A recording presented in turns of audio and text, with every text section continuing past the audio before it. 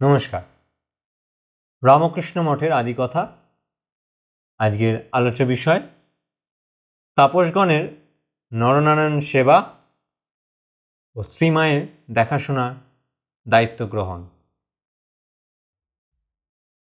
আলোচ্যকালে মঠ জীবনের একটি উল্লেখযোগ্য বিষয়, কয়েকজন মঠবাসী অপর কয়েকজন রুগ্ন মঠবাসীকে নিষ্ঠার সঙ্গে পরিচর্যা করেছিলেন। দীর্ঘ পরিক্রমার পর স্বামী অভেদানন্দজি একটি মারাত্মক ব্যাধির শিকার হয়েছিলেন।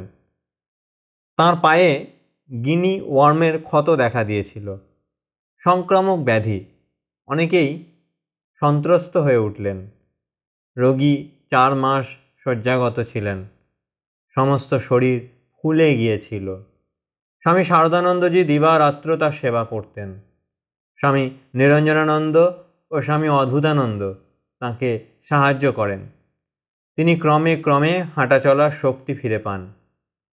এ সময়ের অভিজ্ঞতা কৃতজ্ঞচিত্তে স্মরণ করে স্বামী অভেদানন্দজি লিখেছিলেন, গর্ভধারিণী মায়ের মতো নির্বিকার চিত্তে শরৎ আমার সেবা করিয়াছিল। স্বামী শারদানন্দজি কাশীতে 6 মাস রক্ত আমাশয় ভুগে কঙ্কালসার শরীর নিয়ে কলিকাতায় ফিরেছিলেন। তারপর বৎসরাধিক কাল বারংবার ম্যালেরিয়া জ্বরে ভুগে ভুগে তিনি কাহিল হয়ে পড়েছিলেন। অপরের সেবা গ্রহণ করতে একান্তই অনিচ্ছুক স্বামী শারদানন্দজিকে ব্রহ্মচারী কালীকৃষ্ণ ও অপর 2-1 মঠবাসী দরদ দিয়ে সেবা করেছিলেন। বলরামবাবুদের কুলগুরু বংশের ফকির অর্থাৎ যজ্ঞেশ্বর ভট্টাচার্য বলরাম ভবনেই বাস করতেন। সৎ স্বভাবের ফকির ছিলেন, সকলের প্রিয়। যক্ষা রোগে আক্রান্ত হয়ে তিনি শয্যাগত হন। রোগ দ্রুত বাড়তে থাকে। বয়স 30 কি 31। মৃত্যু পথযাত্রী ফকিরকে অক্লান্তভাবে সেবা করেছিলেন স্বামী শারদানন্দজি। তাঁকে সাহায্য করেছিলেন ব্রহ্মচারী কালীকৃষ্ণ ও 2-1 জন। নরেন্দ্রনাথের বাড়িতে এক ব্যক্তি বসন্ত রোগাক্রান্ত হয়। সেবা কাজের অসুবিধা হওয়াতে স্বামী সদানন্দজি প্রেরিত হন। তিনি রোগীকে সামলাতে পারেন না। স্বামী শারদানন্দজিও তাঁর পরিচর্যার দায়িত্ব গ্রহণ করেন। একবার নরেন্দ্রনাথের বৃদ্ধা মাতামহীর মরমর অবস্থা হয়। এই খবর শুনে স্বামী শারদানন্দজি ও স্বামী যোগানন্দজি একজন চিকিৎসককে নিয়ে সেখানে উপস্থিত হন। তাঁদের সেবা যত্নে বৃদ্ধা সুস্থ হয়ে উঠলেন। তাছাড়াও এ সময় থেকেই নরেন্দ্রনাথের মা ভাইদের দেখাশোনার দায়িত্ব স্বামী শারদানন্দজি, স্বামী যোগানন্দজি ও বৈকুণ্ঠনাথ সান্যাল নিজেদের কাঁধে তুলে নিয়েছিলেন। নরেন্দ্রনাথের মধ্যম ভাই মহিম অর্থাৎ মহেন্দ্রনাথ দত্ত, তিনি রক্তপিত্ত রোগে ভুগছিলেন। তাকে আলমবাজার মঠে নিয়ে এসে ডাক্তার মহেন্দ্রনাথ মজুমদারকে নিয়ে চিকিৎসা করানো হয়। রোগী কিছুটা সুস্থ হয়ে উঠলে স্বামী শারদানন্দজি একটি চিঠি লিখে তাকে গাজীপুরে শ্রী শ্রেষ্ঠচন্দ্র বসুর কাছে পাঠিয়ে দেন। আর একটু দৃষ্টান্ত না বাড়িয়ে এটুকু বললেই যথেষ্ট হবে যে মঠবাসী বা ঘনিষ্ঠ ভক্ত পরিবারের কেউ কঠিন রোগাক্রান্ত হলে মঠবাসীদের কয়েকজন যথাসাধ্য পরিচর্যা করতেন। এই বিষয়ে স্বামী শারদানন্দজি ও স্বামী নির্মলানন্দজির ভূমিকা ছিল বিশেষ প্রেরণাপ্রদ। তাছাড়াও স্বামী সদানন্দজি, স্বামী সচ্চিদানন্দজি অর্থাৎ বুড়ো বাবা ও স্বামী বিরজানন্দজি অর্থাৎ কালীকৃষ্ণ সেবা বিশেষ উল্লেখযোগ্য। এছাড়াও আর্তের সেবা করার ভাব মঠবাসীদের বরাবরই ছিল। একটা উদাহরণ নেই তা স্পষ্ট হয়। 1895 গ্রীষ্মকাল একদিন স্বামী তুরিয়ানন্দজি, স্বামী শিবানন্দজি ও স্বামী অখণ্ডানন্দজি লোচন ঘোষের ঘাটে স্নান সেরে মঠে ফিরছিলেন। আলমবাজারের চৌমাথায় তারা দেখতে পান এক বুড়ি অজ্ঞান হয়ে পড়ে রয়েছে। ওলা ওঠার রুগী। সাধুরা একটা পরিষ্কার কাপড় সংগ্রহ করে বুড়িকে পরালেন এবং একটা গরুর গাড়িতে তুলে তাকে বরাহনগর থানায় নিয়ে গেলেন। সেখানে থেকে রোগীকে ক্যাম্পবেল হাসপাতালে পাঠানো হয়। স্বামী অখণ্ডানন্দজি মঠে ফিরতেই অতি সাবধানে স্বামী শিবানন্দ বলে ওঠেন, ইউ মাস্ট বি ফিউমিগেটেড ফার্স্ট। যাই হোক, পরিধানের কাপড় চোপড় ছাড়তেই তিনি রেহাই পান।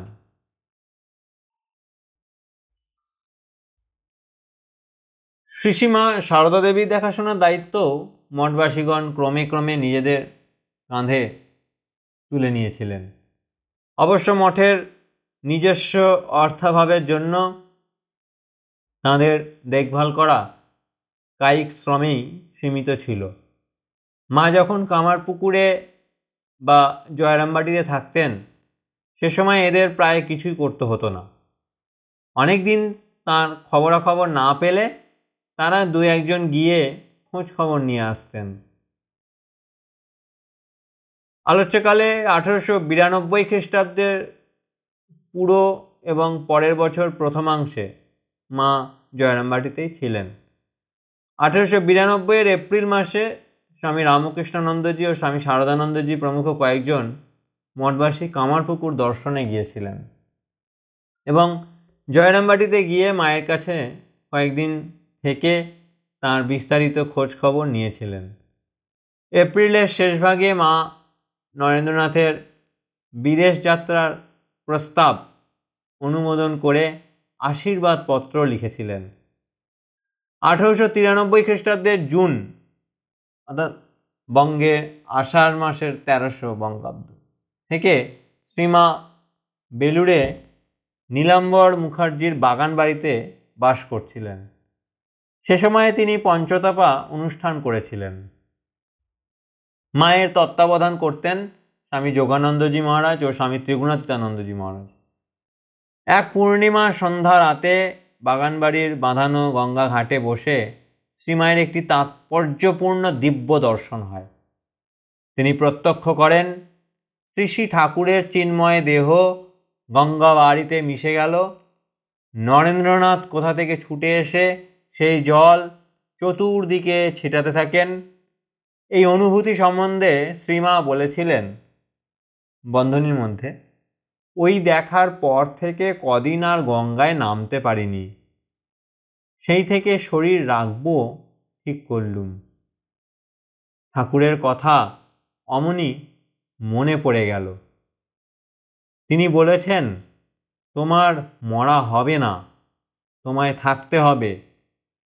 আমি আর কজনকে দেখেছি, তোমার কাছে ঢের আসবে, তাদের ভার তোমার ওপর। এইসব মনে হতে লাগলো, আর সারা রাত ঘুম হলো না। এই দিব্য দর্শন শ্রী মায়ের নিকট এবং মঠবাসীগণের নিকট এক উজ্জ্বল ভবিষ্যতের ইঙ্গিত দেয়। জগদ্ধাত্রী পূজার আগে মা ফিরে যান জয়রামবাটিতে। 1894 প্রথম দিকে বাংলার মাঘ মাসের 1300 বঙ্গাব্দ শ্রীমা শোকাহতা কৃষ্ণ ভাবিনী দেবী অর্থাৎ বলরামবাবুর বিধবা স্ত্রী সঙ্গে বিহারের কৈলোয়ারে যান। অন্যান্যদের মধ্যে তার সঙ্গে ছিলেন স্বামী যোগানন্দজি, স্বামী ত্রিগুণাতীতানন্দজি ও স্বামী শারদানন্দজি। সেইখানে 2 মাস থেকে তাঁরা কলকাতায় আসেন। কয়েকদিন পর আনুমানিক এপ্রিল মাসে তিনি জয়রামবাটিতে ফিরে যান। আলোচ্য এই পর্যায়ের সবচেয়ে চাঞ্চল্যকর ঘটনা 1893 খ্রিস্টাব্দের সেপ্টেম্বর মাসে শিকাগো ধর্ম মহাসম্মেলন। ভারত সূর্য বিবেকানন্দের কিরণে ঝলমল করে উঠেছিল। ভারতের দিগন্ত তাঁর রশ্মিচ্ছটায় রাঙা হয়ে উঠেছিল। এই ঘটনা অন্তর্মুখী মঠবাসীদের মনকেও চঞ্চল করে তুলেছিল। বহির্বিশ্বে স্বামীজির গমন সম্বন্ধে মঠের তাপসগণ বিস্তারিত না জানলেও কিছুটা যে জানতেন সে বিষয়ে আমরা আগে বলেছি। স্বামী অভেদানন্দের মতে 1893 খ্রিস্টাব্দের অক্টোবর মাসে একটি ইংরেজি দৈনিক কাগজে প্রকাশিত মার্উইন মেরি স্নেল এর স্বামী বিবেকানন্দ শীর্ষক প্রবন্ধ পাঠ করে মঠবাসীগণ প্রথমটায় পাশ্চাত্য আলোড়নকারী স্বামী বিবেকানন্দকে তাঁদের নরেন্দ্র বলে চিনতে পারেননি। কেউ কেউ মনে করেছিলেন ইনি মাদ্রাজের কোনো এক ভদ্রলোক। অধ্যাপক শঙ্করী প্রসাদ বসুর অনুসন্ধানের ফসল থেকে আমরা জানি উক্ত নিবন্ধটি অ্যাংলো ইন্ডিয়ান পত্রিকা পায়োনিয়ারে 1894 খ্রিস্টাব্দের 8ই মার্চ সংখ্যায় প্রকাশিত হয়েছিল। তার পূর্বেই 1893 এর 9 নভেম্বর এবং 11ই নভেম্বর যথাক্রমে স্টেটসম্যান ও ইন্ডিয়ান মিরর পত্রিকায় স্বামী বিবেকানন্দের বিদেশে অপূর্ব সাফল্যের সংবাদ প্রচারিত হয়েছিল। রাজধানী কলকাতায় স্বামী বিবেকানন্দের জয়গানে মুখর হয়ে উঠেছিল।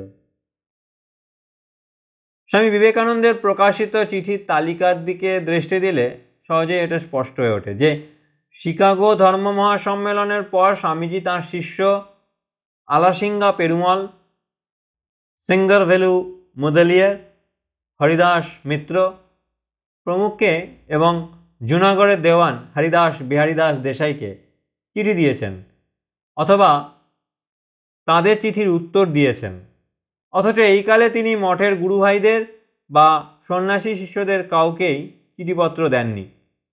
এ বিষয়ে মঠবাসীগণের মধ্যেও জল্পনা কল্পনা হতে থাকে। অবশ্য জল্পনা কল্পনা বেশি দূর এগোবার পূর্বেই ধর্ম মহাসম্মেলনের পর 19শে মার্চ 1894 তারিখে লেখা স্বামীজির প্রথম চিঠি মঠবাসীদের নিকট পৌঁছায় এপ্রিলের শেষ ভাগে।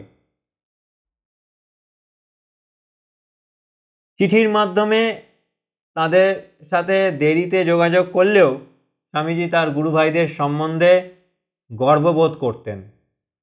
তাদের প্রতি তার প্রীতির কিছু কমতি ছিল না। তাদের সম্পর্কে তার নিজের দায় দায়িত্ব সম্বন্ধেও তিনি সম্পূর্ণ সচেতন ছিলেন। স্বামীজি জানতেন যে তাঁর গুরুভাইগণ শ্রীরামকৃষ্ণ প্রচারিত সত্যের বর্ম পরিধান করে তদানীন্তন সমাজের বিলাসিতা ও বস্তুতান্ত্রিকতার তরঙ্গা অভিঘাতকে প্রতিহত করবার জন্যই সুদৃঢ় পাষাণ প্রাচীরের মতো দণ্ডায়মান। স্বামীজি লিখেছেন, ইহারা ভারতের বিশেষ করিয়া বাংলার অশেষ কল্যাণ সাধন করিয়াছে, আর এই তো সবে আরম্ভ। প্রভুর কৃপায় ইহারা এমন কাজ করিয়া যাইবে যার জন্য সমস্ত জগৎ যুগের পর যুগ ইহাদিগকে আশীর্বাদ করবে। আমি এই যুবক দলকে সঙ্গবদ্ধ করিতেই জন্মগ্রহণ করিয়াছি। ওই একই চিঠিতে স্বামীজি তার ভবিষ্যৎ পরিকল্পনা উদ্ঘাটিত করে লিখেছেন, ভারতের নগরে নগরে আরও শত শত যুবক আমার সহিত যোগ দিবার জন্য প্রস্তুত হইয়া আছে। ইহারা দূরদমনীয় তরঙ্গা আকারে ভারতভূমির ওপর দিয়া প্রবাহিত হইবে এবং যাহারা সর্বাপেক্ষা দিনহীন পদদলিত তাদের দ্বারে দ্বারে সুখ স্বাচ্ছন্দ্য নীতি ধর্ম ও শিক্ষা বহন করিয়া লইয়া যাইবে, ইহাই আমার আকাঙ্ক্ষা ও ব্রত। যে বিবেকানন্দ ঝটিকাতে আমেরিকার সুদীবৃন্দ আলোড়িত হয়েছিল, সেই ঝটিকার ঝাপটা এদেশে বিশেষত আলমবাজার মঠবাসীদের চিত্ত অঙ্গনেও ঝোড়ো হাওয়া সৃষ্টি করেছিল। আলমবাজার মঠ জীবনের প্রথম পর্যায়ের প্রত্যন্তের যে সংক্ষোভ দেখা দিয়েছিল সেটা কখনো শান্ত হয়নি বা থিতিয়ে পড়েনি, বরঞ্চ আলমবাজার জীবনের পরবর্তী দুটি পর্যায়ে তার মাত্রা আরও বেড়ে গিয়েছিল। বিচিত্র সেই কাহিনী। আলোচ্য সেই চিঠিগুলির যেটি 1894 তারিখে 19শে মার্চ লেখা সেই চিঠির অংশ, স্বামীজির শিষ্য স্বামী বোধানন্দের মতে স্বামী রামকৃষ্ণানন্দকে স্বামীজির প্রথম চিঠি লেখেন জাপান থেকে। সেই চিঠি মঠবাসীরা পেয়েছিলেন 1893 এর আগস্ট মাসে এবং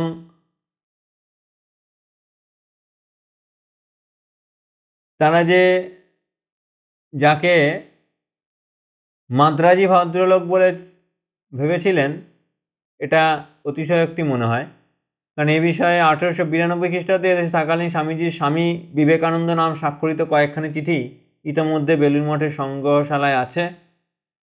বেণীশঙ্কর শর্মা রচিত স্বামী বিবেকানন্দ ফরগটেন চ্যাপ্টার শীর্ষক এই বই থেকে জানা যায় যে 2রা জুন 1893 তারিখে মহেন্দ্রনাথ দত্ত খেতড়ির রাজাকে একটি চিঠি লিখেছিলেন। সেই চিঠি থেকে প্রমাণিত হয় যে স্বামীজির মা, দিদিমা প্রভৃতি স্বামীজির বিদেশ আগমনের সংবাদ পেয়েছিলেন। তাছাড়া জুনাগড়ের দেওয়ান হরিদাস বিহারী দাস দেশাই 1893 খ্রিস্টাব্দের শেষ দিকে স্বামীজির বাড়িতে ও আলমবাজার মঠে এসেছিলেন। স্বভাবতই মনে হয় যে স্বামীজির ধর্ম মহাসম্মেলনে যোগদানের খবর কলকাতায় তার ঘনিষ্ঠদের অজ্ঞাত ছিল না। অতএব এটি একটি অতিশয়োক্তি বলেই মনে হয়।